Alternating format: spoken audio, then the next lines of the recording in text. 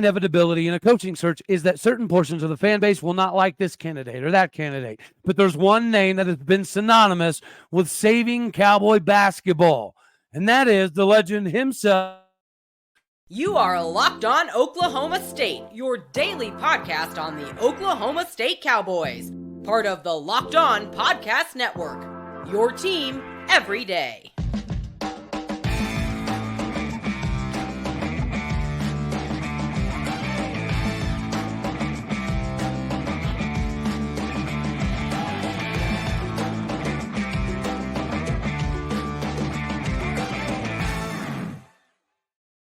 Howdy, y'all, and hello, all. Welcome back to Locked On Oklahoma State, your daily stop for all things Cowboy and Cowgirl related. My name is Cody Stovall. I want to thank you kindly for stopping by to make this your first listen. We're available on all of your podcasting platforms, visually as well on YouTube. Find me personally on X at All Day State. Today, we make every moment matter more with FanDuel. Right now, new customers get $200 back in bonus bets with any $5 or more winning bet. Get yourself started today by going to FanDuel.com/lockedon. We are going to get started with the conversation of Bill Self. Yes, we've already discussed it being the biggest pipe dream of all. And yes, he is getting paid $53 million, making him the highest paid coach in college basketball, above John Calipari at $9.6 million a year. Can Oklahoma State afford to pay Bill Self or anybody else anywhere near $9 million a year? No. Can we pay even half that? Probably not after the buyout and everything as it sits. Therefore, Bill Self is out of the question, right? And Bill Self has like a $5 million buyout at KU as it sits. Now, for a 5-year lifetime rolling Mike Gundy style contract, that's actually not too bad. Coming up with a $5 million buyout for Bill Self absolutely makes sense. Not only that, if you were to poll a bunch of donors, hey, if we can pitch together X amount of dollars to give Bill Self, would you be willing to do so? I would imagine at this point in time, most of those guys would be willing to say yes with a somewhat open pocketbook. Because a lot of your donors are the donors that were around when Oklahoma State was pretty dominant in basketball. The Eddie Sutton years are not too far away from those individuals. I'm not a donor, but I'm part of that group that misses the Eddie Sutton days, that got a little taste with Brad Underwood, but you could go on and on about how Brad Underwood wasn't going to be a good fit and he left like a snake in the night and all that fun jazz. Well, if you talk to KU fans, the only place that they've ever feared Bill Self even entertaining going would be Oklahoma State. But most of us are very well aware the last time Bill Self put his hat in the ring to be the coach at Oklahoma State, we told him no. And after that, the relationship obviously was going to sour a bit between Bill Self and Oklahoma State. Well, thankfully, that was a long time ago now. Thankfully, he's had national championships, Final Fours, Elite Eights, and heart surgeries since then. A lot could change. And as Bill Self clearly is getting older, it's fair to question the validity of this idea that Bill Self would come home. We know that the court means a lot to him. We know Eddie Sutton getting into the Hall of Fame and coincidentally his passing meant a lot to him. We know that if anybody could come in and recruit for what Gallagher-Iba should be, the feeling that it gives, again, it's not just watching a game. A packed out, sold out, wild and wacky Gallagher-Iba arena is an experience. This is an experience that Bill Self has already felt before. And is Bill Self looking for another $9.6 million a year contract? Probably not. The dude's made his money, whether it be from KU, Adidas, doesn't matter. There's got to be a sense of pride in Bill Self that says, wouldn't it be cool back and bring Oklahoma State back to the days of when I was playing there? I'm sure no matter what shakes down at KU, you got to know deep down in his loins, it hurts Bill Self to see Oklahoma down. Even in the years that, we beat them. Pretty sure it's safe to assume that he hoped that Oklahoma State would do a lot in a tournament run or in a Big 12 tournament style setting. I'm sure Bill Self roots for Oklahoma State when it has nothing to do with KU. Therefore, this is at least worth considering.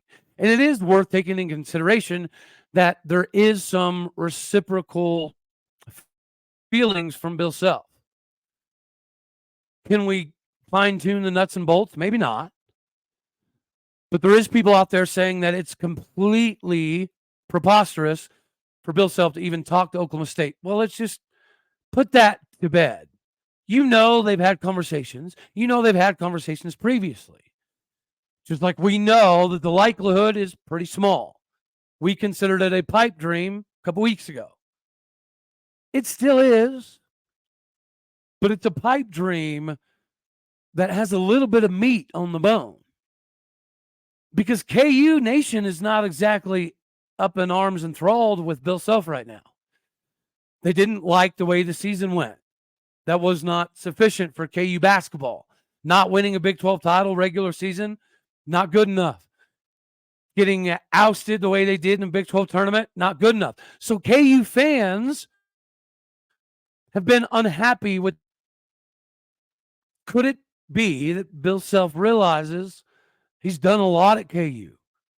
He's done more for KU than most everybody else, including his predecessor Williams before he took the job in North Carolina. But Bill Self is not a KU guy. So even if it's pure conjecture, we should at least dip our toes into the fantasy land of Bill Self potentially coming home to be a Cowboy. It's not a complete fallacy that he wouldn't entertain the idea. Bill Self has tried to get the coaching job at one point in time.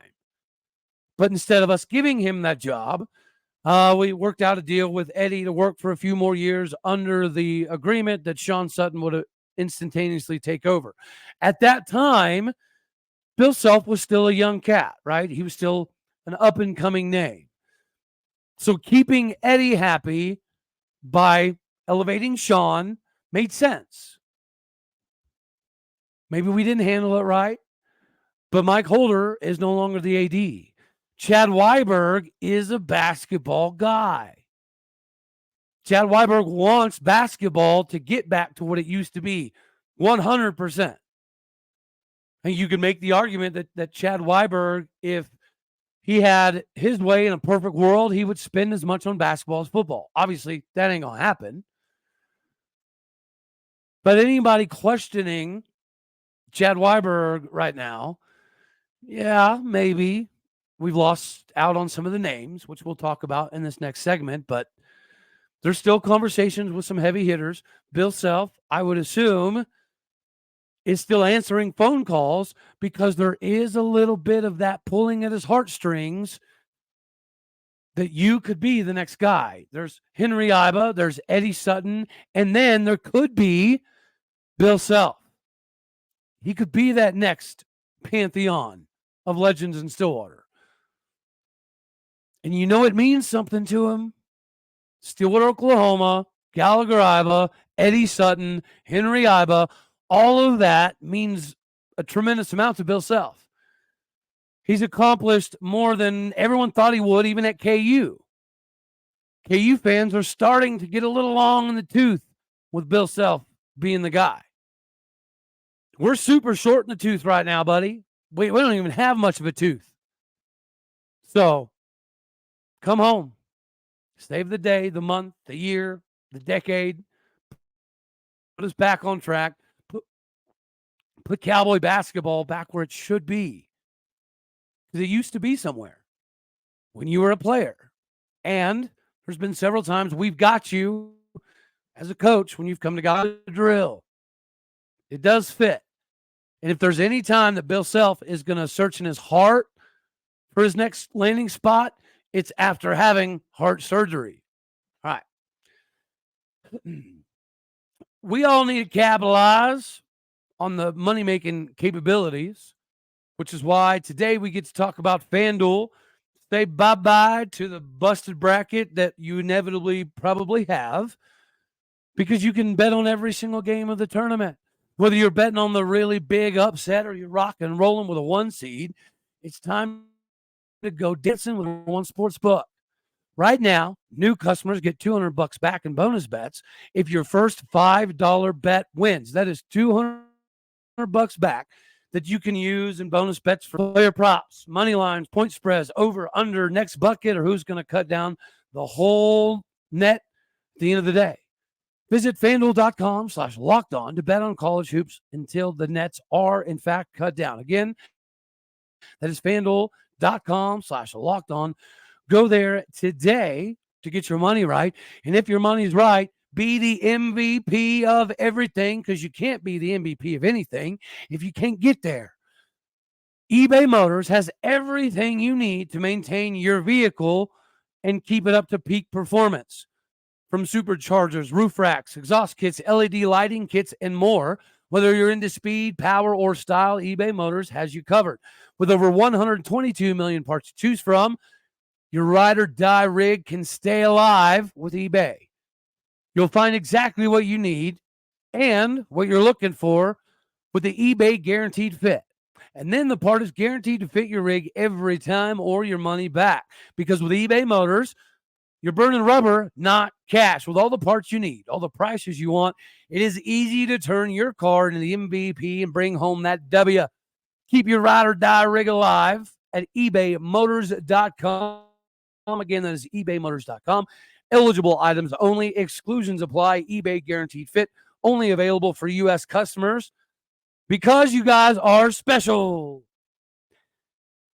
We're special in cowboy country because we still have some capabilities. I know people are up in arms right now about Danny Sprinkle being gone. I know you guys likely aren't, because we were talking about this a little while last week.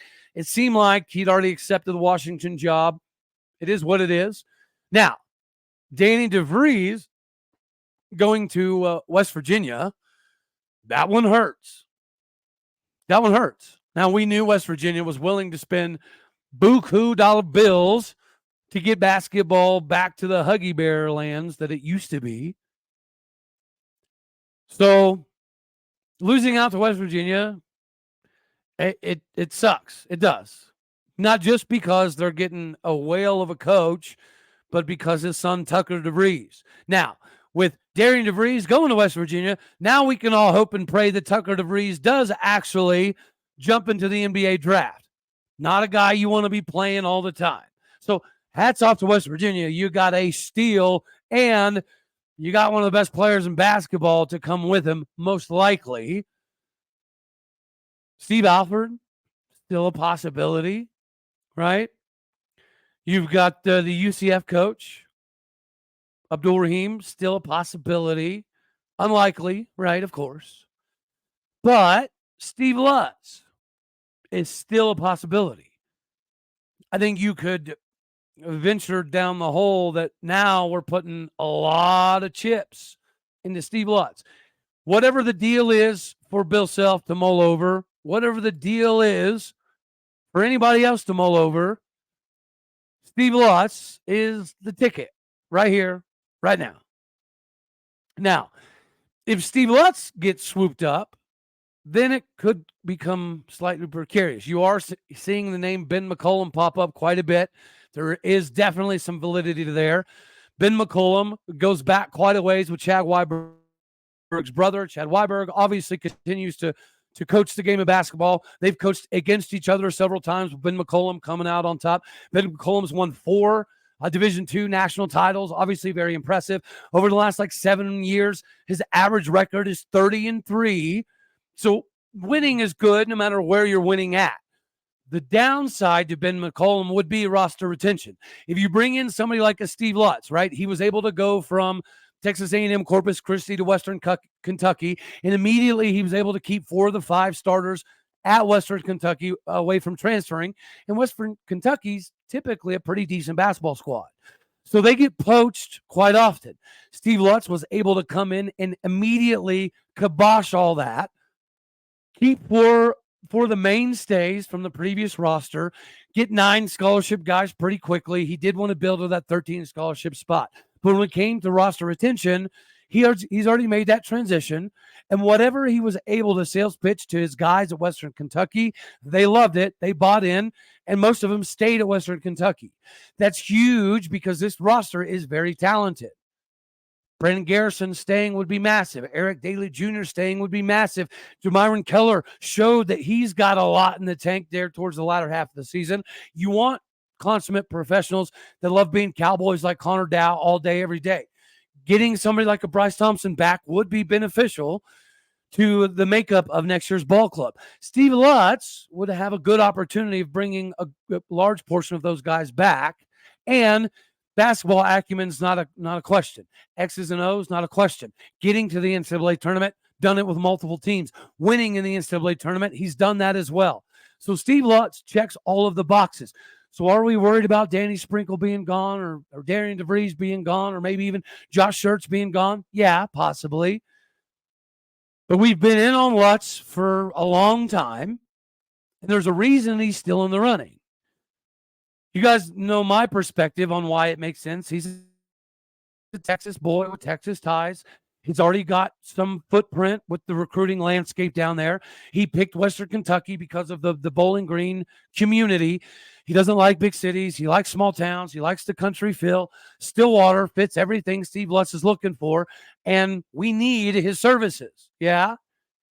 But let's continue to tiptoe down this road of if Steve Lutz gets grabbed up by somebody else, God forbid, and Bill Self decides that he's going to continue being happy with his Mike Gundy style contract in Lawrence,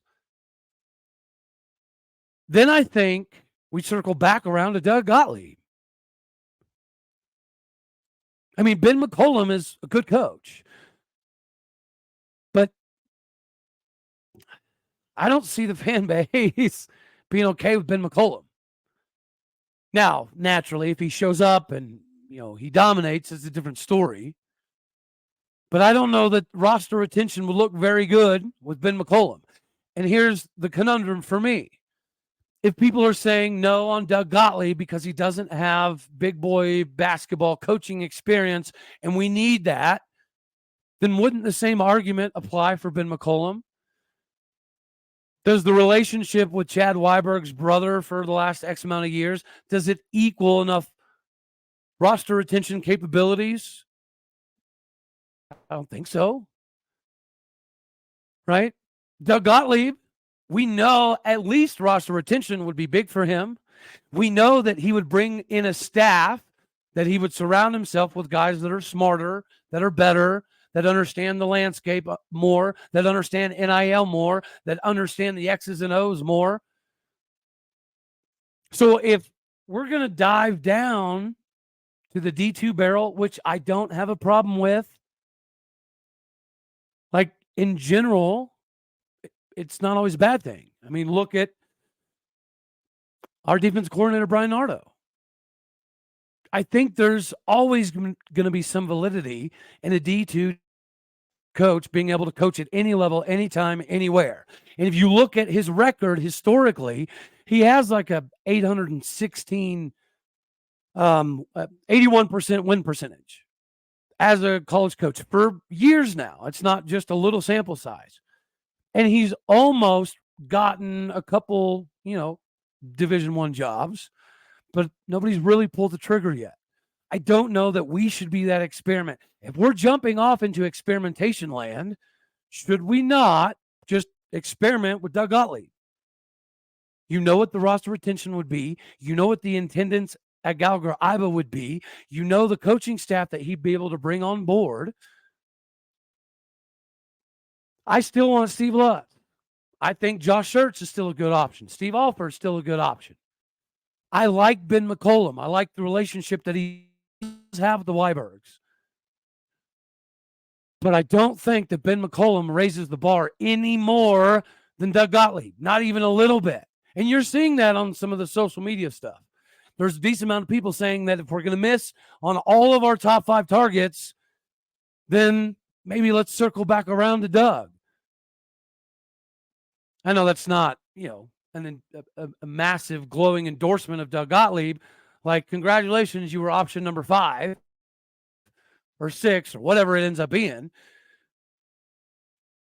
But I think that it's fair that if we lose all of our top 4, which it's looking like a possibility, if we don't get Steve Lutz, don't dive down into the Ben McCollum range. We don't need that right now. If we're going to jump into experimentation land, at least let's experiment with a Cowboy that's already here, that already has relationships with the current roster and the guy that's committed and some of the recruits that we've already been in on. If we're going to play experimentation, let's experiment with what we already have there. Even if that means elevating Scott Sutton. Not that I think Scott wants the job. I don't think Scott wants the job. Keaton Page isn't quite ready yet. Guys, this isn't ideal, right? He wasn't top 3, but we've made the case why it does make sense. So if we don't get our top 3, it definitely makes even more sense. All right. Now we get to talk about some more conference realignment craziness and where Oklahoma State shakes out. Thankfully, it's good news. All right. Just like it's good news for you to get hooked up with Nissan today. Every week we're highlighting, somebody in the bracket that's doing more than everybody else, that stands out a little bit better than everybody else, much like the 2024 line of Nissan SUVs. And right now, the big body beast of the Armada for us, well, I guess you know what? If it's not Houston, and we know Iowa State's the rogue, I think it's fair to call North Carolina a big body beast of an Armada. I still think Arizona could be classified as such. They're looking really good. Future members of the Big 12, securing a spot in the Sweet 16. They're picked by many to make a good run. That's why I think they're the big body beast of a Nissan Armada here. Take your opportunities now to view the Rogue, the Pathfinder, or the big body beast of Armada to go on your next big adventure. Shop NissanUSA.com today. Go there now. NissanUSA.com. Begin your next big adventure with the new line of 2024 Nissan SUVs. Isn't it fun to know where Oklahoma State sits now? Isn't it funny to think back a decade ago? If Oklahoma State were to be mentioned in 2 division split, we would be mentioned in the category of not going to cut it, not going to make it. Now, fast forward to 2024, it's nice to know that we've got a seat at the table pretty much no matter what happens. And for that, we got to tip our cap to Mike Gundy. Yesterday, somebody said I was trying to bash Mike Gundy. I wasn't bashing Mike Gundy. I was simply stating this is not a season for normalcy. This isn't a season to go into your bag of traditionally what I always do. That's not this season. Mike Gundy has helped elevate Oklahoma State to this level. Without Mike Gundy, we don't revolve in this conversation of do we make the cut? If it comes down to 2 split divisions, right, top 45, top 55-ish teams in the country, Oklahoma State meets that threshold. And then if you go off the financial side of the equation, something that was presented in the last few months in regards to the splitting of the conference, the revenue would be capped at $100 million. So every school that made under $100 million a year would not qualify for the 2 division things. Well, thankfully, Oklahoma State is on the upper half of that as well. So basically, every single metric that you break down for this shift in conference realignment, Oklahoma State is safe. Hats off to Mike Gundy. Hats off to Boone Pickens and some of the other people that have been instrumental in getting us to this level. But now that we're at this level, it's okay to expect more. It's okay to expect your coach to grow even more off of last season. To me, that's the expectation. There should be competitions at a multitude of positions. There should technically be competition at every position. You want Ollie Gordon being pushed. Just like you want Rashad Owens being pushed by Talon Shetron. You would like to see A.J. Green come over from Arkansas and not only be the lightning package, but be somebody that's versatile enough to do the third down back and the every down back stuff. That's going to be beneficial for Ollie Gordon. If you look at the safety position, nobody's really going to take Kendall Daniels' job away from him, but we could scoot Kendall Daniels up, which makes the back end more interesting. It means, where does Kobe Hilton shake out after coming over from UTEP? Is Trey Rucker going to be able to get his speed back to where it was in high school? These are the things that should push for more playing time via the competition. Competition breeds excellence. Pressure makes diamonds. We get that. The competition shouldn't just be a quarterback. But we can also give thanks to Mike Gundy for getting us here. Now we just need to capitalize. That's all it is. The name of the game. And as this stuff shakes out, I was on Mark Rogers' show, Voice of College Football, and we kind of discussed some of this ACC movement.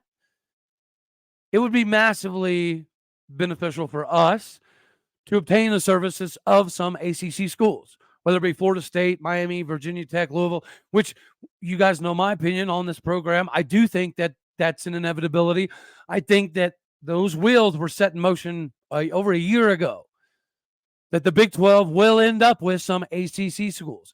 It was just going to be a question of whether we get the top brands, the Florida States and Miamis, or if we were going to be forced to settle for your Virginia Techs. And I'm happy with Louisville, Virginia Tech, Pitt, NC State. I don't love NC State. I prefer North Carolina. But no matter how it shakes out, Oklahoma State sits in a pretty good spot. Whether the Big 12 gets bigger or the whole country splits off into two, we in Cowboy country are going to be able to continue to do this most likely all the time, almost every day, 24/7, 365. But we cannot go backwards, because this shift to two divisions, it could happen next year, 2026, 2029, 2032. We don't know. The only thing we can control is being in the forefront of the conversation. If we start having 6-win, 7-win, 5-win seasons, that could change things financially. That could change perception. That could change where Oklahoma State stacks up in the pecking order of the top 40, 45 teams in America. We're in good standing right now. What would put us in better standing is if we're holding the Big 12 title at the end of this season. What could help us is a run at the playoff, which is precisely why I say I'm not bashing Mike Gundy, just like I'm not bashing Alan Bowman by saying there should be competitions. There should be players being pushed regardless of what they did last year. Dejon Stribling should understand that Talon Shetron is a big-time get. He's a big-time guy. So that competition should be welcomed.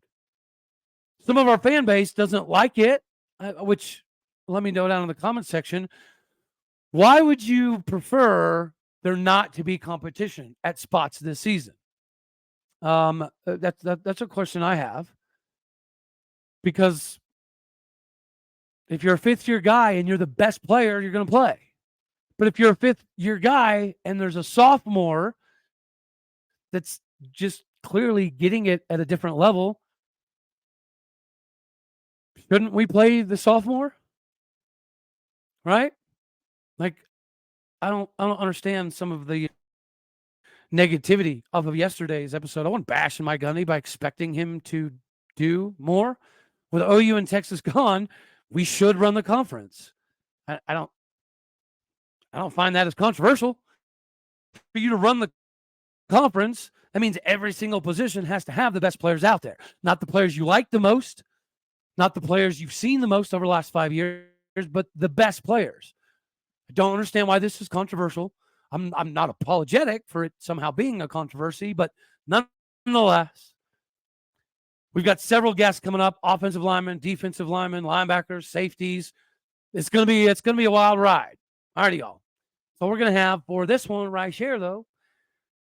As always, God bless. Go Pokes. Thank Thank you for tuning in to make this your first listener in Locked On Oklahoma State. You could be anywhere. So happy you choose to be here. Go hit the like button, share, comment, subscribe. A podcast and people out there, leave the